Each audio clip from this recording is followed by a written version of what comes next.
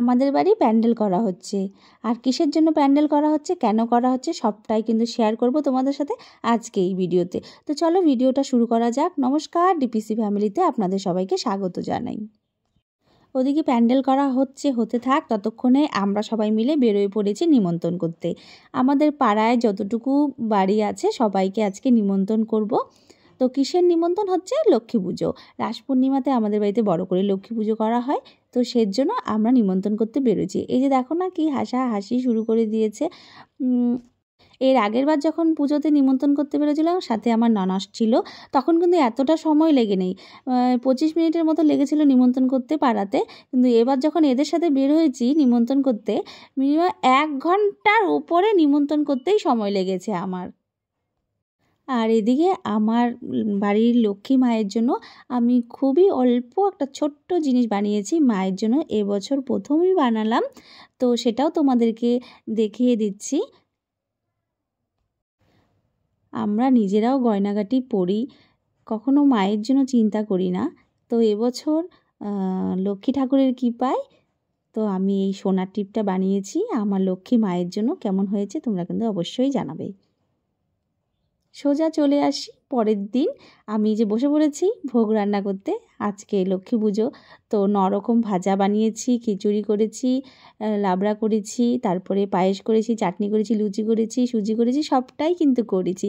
আমি ভাবতেও পারিনি যে এবছর আমি এত কিছু করতে পারবো। সত্যি কথা বলতে বাপের বাড়িতে যখন ছিলাম তখন মা দিদিরা সবটাই ওরাই সামলাতো, আমার এদিকে কোনো কিছু দেখতে হতো না, আমি সেরকম উপাসও থাকতাম না, খালি ডেকোরেশনের ব্যাপারটাই আমি খালি দেখতাম। কিন্তু এবার যখন শ্বশুরবাড়িতে এসেছি, শ্বশুরবাড়ির নিজের পুজোটা নিজেই করতে হয়, তখন তো সব কিছু দিকটাই দেখতে হবে, তাই না? এর আগের বছর আমার ননাসরা ছিল, তো সব হেল্প করে দিয়েছিল, কিন্তু এবার সব আমার একা হাতেই করতে হয়েছে। আর পাশের বাড়ির যে ননদরা ছিল তারাও আমাকে প্রচুর প্রচুর হেল্প করেছে, তার সাথে আমার শ্বশুর আর আমার বর তো আমাকে প্রচুর প্রচুর হেল্প করেছে।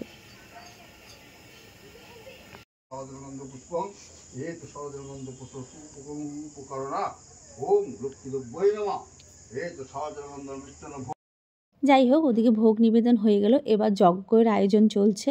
এবার যজ্ঞটা হয়ে গেলে পুজোটা শেষ হয়ে যাবে।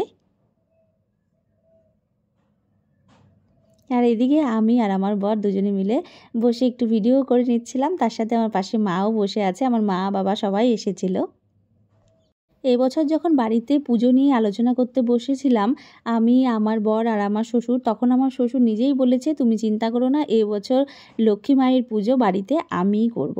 তা আমি শুনে ভীষণ খুশি হয়েছি। বাবা এবছর সেরকম পুজো একটা নেয়নি, তাও 2টো পুজো করে এসে তারপরে আমাদের বাড়ির পুজোটা করেছে। বাবাকে আমি নাই বলেছিলাম যে বাইরের পুজো এবার নিও না, কিন্তু এই 2টো পুজো বাবার করতেই হবে, তাই বাবা 2টো পুজো করে এসে বাড়ির পুজোও কমপ্লিট হয়ে গেছে, এবার যজ্ঞও কমপ্লিট হয়ে গেল, এবার সবাইকে ফোঁটাও দিয়ে দিচ্ছে, যজ্ঞের ফোঁটা। আরেকটা কথা তোমাদেরকে বলি, সত্যি আমি একটু ভয়ও পাচ্ছিলাম যে প্রথম আমি এতটা ভার নেব, কিন্তু সত্যি ভার নিয়েছি, মা লক্ষ্মী দয়া করেছে। সমস্তটা যে করতে পারবো এত সুন্দরভাবে আমি নিজেও ভাবতে পারিনি। সিংহকায়ের মৃত্যুপ্রায় দেহ, দারিদ্র কবলে পরে মরিতেছে কেহ, স্নেহাধিত পুত্রকন্যা পরিবারের। পুজো শেষ হওয়ার পর আমি পাঁচালিটাও পরে নিলাম।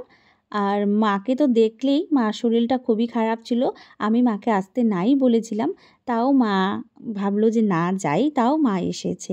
যাই হোক, মা বাবা এসেছে, আমি ভীষণ খুশি হয়েছি।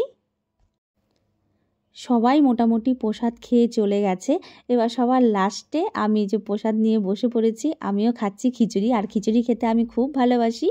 আর তার আগে উপাস তো ভেঙেই নিয়েছিলাম, রাত্রি তখন বাজে 10টা, তখন আমি খিদে পেয়ে গেছে, এই জন্য আমি আবার একটু খিচুড়ি নিয়ে বসে পড়েছি খেতে। সবাই বসে পড়েছে, ওদের সবার খাওয়া হয়ে গেছে, আমি খাইনি, এই জন্য আমি সবার লাস্টে বসে পড়েছি। চলো আজকে এই অবধি, সবাই ভালো থাকবে, সুস্থ থাকবে, সবাইকে টাটা, বাই বাই।